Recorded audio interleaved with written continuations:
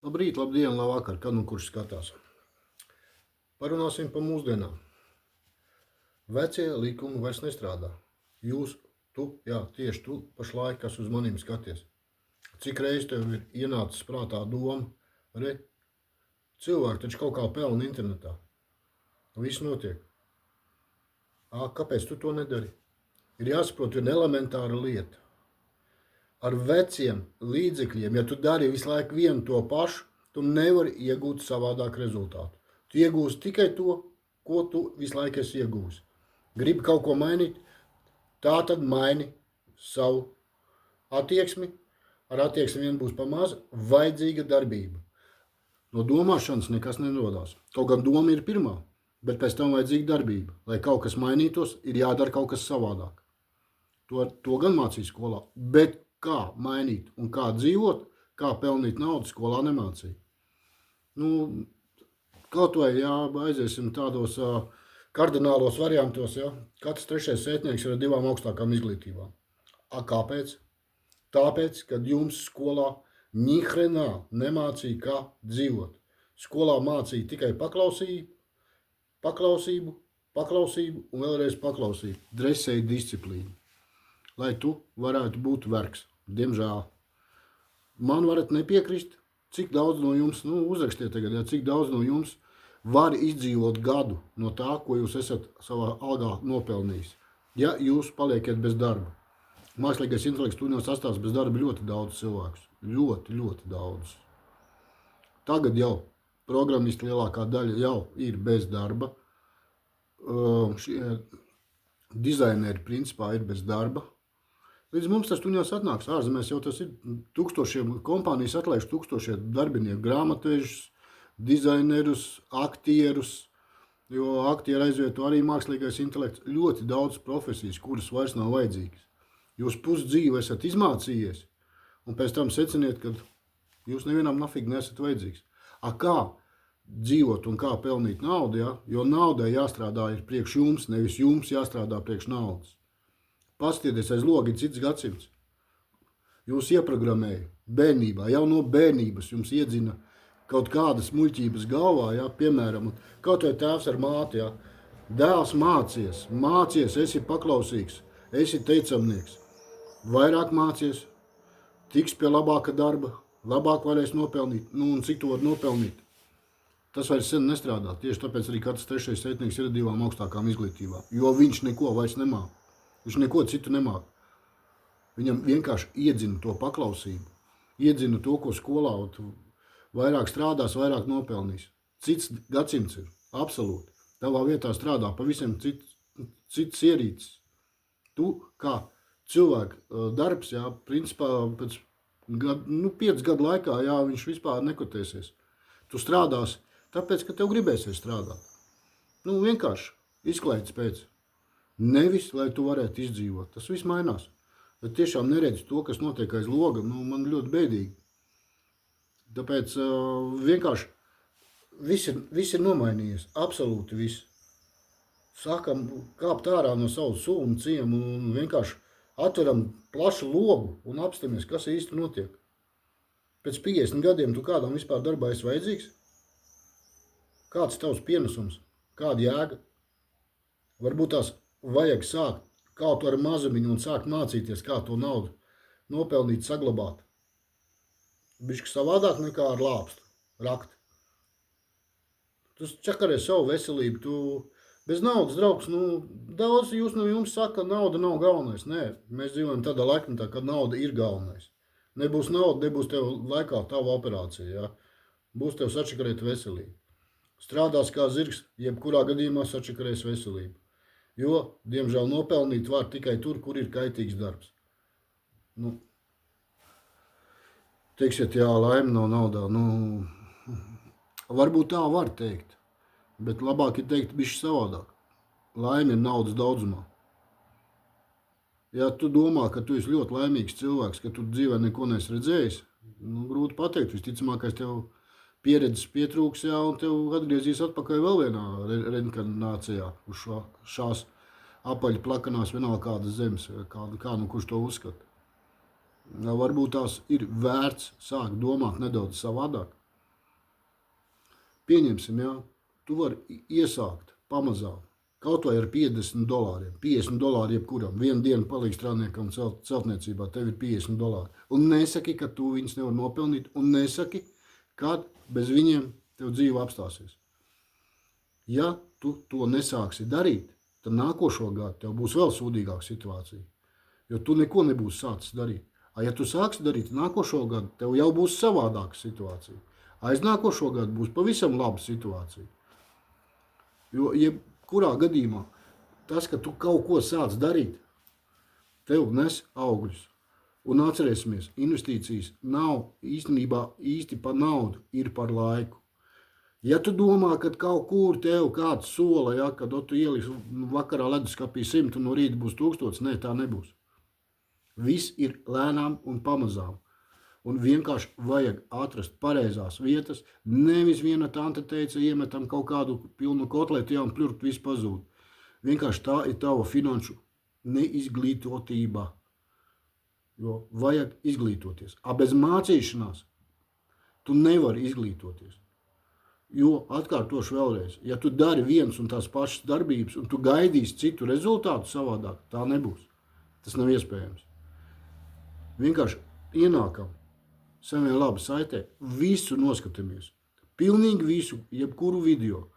Var gan angliski, ja tu nesaproti krieviski, ja kādu valodu izvēlēsies, tādā valodā tev būs video. Ja izvēlēsies latviski, būs angliski video. Noskatāmies un aizdomājamies. Tas viss ir par brīvu.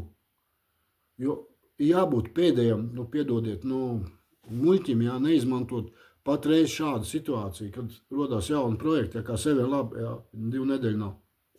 Kur jums māca, apmāca visu, kā darīt. Pa brīvu. Cilvēki maksā nenormāls naudas. Ieiet ss.lv, paskatīties, biznesa coach, 60 eiro stundā. Šeit to visu māca pa brīvu. Vienkārši cilvēki ir uz pasaules arī tādi, kur domā par citiem cilvēkiem. Jo jebkurā gadījumā tu dari labu otram. Jādzīvo tādu, es daru labu tev, kas tagad skatās. Es piedāvāju izēju tev no tavas bedres, un tu piedāvās savukārt tieši tādu pašu izēju kādam citam cilvēkam. Un šādi tas viss strādā. Visums to visu redz, un viņš visu atalgo. Bet, ja tu tā kā būdzis kaut ko vilksi jau un slēpsi, jo latviešiem tāda muļķīga daba, diemžēl, ir, tur neko izdarīt nevar. Ja tev kaut kas labs, tad vai tu apklāsi ar egļu zariem, lai tikai kaimiņš to neredzētu, ja? Nevis padalīsies ar kaimiņu, lai kaimiņam arī būtu labi. Šai figņai jātiek ir pāri. Bez tās nebūs ne tev laba dzīve, ne kādam citam. Karmu neviens nav atcēlis. Vienkārši vajag arī palasīt grāmatas. Kaut vai bagātais tēvs, nabagais tēvs. Tas ir klasika Roberta Kiyosaki. Tā ir biznesa klasika. Kaut ko sākam mācīties. Bez mācīšanās nekas nebūs. Šo skolā nemācīja un nemāca, jo skolā māca paklausību, atkārtošos. Sistēmai vajadzīgi vergi. Un tagad sistēmai vairs pat vergi nav vajadzīgi. Sistēmai vispār jūs kā cilvēki, es, jebkurš, nav vajadzīgi. Robert, Ilons Masks nevar savus robotiņus palaist. Ja jūs domājat, ja, kad es esmu Jumiķis, man neviens nekad dzīvē neaizstās, vienkārši pastamies. Paejam pa YouTube, tur ir ļoti daudz visādi varianti par robotiem. 3D printeris uztais māju, uzprintē. Nafīts un celtnieks nes vajadzīgs. Maska roboti, jā, un Ķīnas roboti, viņi var darīt jebko, absolūti. Gan jumtu krāmēt, gan reģips likt. Pilnīgi jebko. Cilvēks tagad sāk maisīties, un no cilvēka mēģina atbrīvoties. Ja jūs neuztaisīsiet savu uzkrājumu, savu spilvenu, jo parastā nauda, ja jums liekas, ka jums ir 3 litri burkā kāpost un pagrabā sabās tur kaut kādi 10 000, ka tas jūs paglābs, nē. Būs viens paukšs momentiņš, ja, un jums 3 litri burka būs ar faņķikiem. Vienkārši jau noņēma.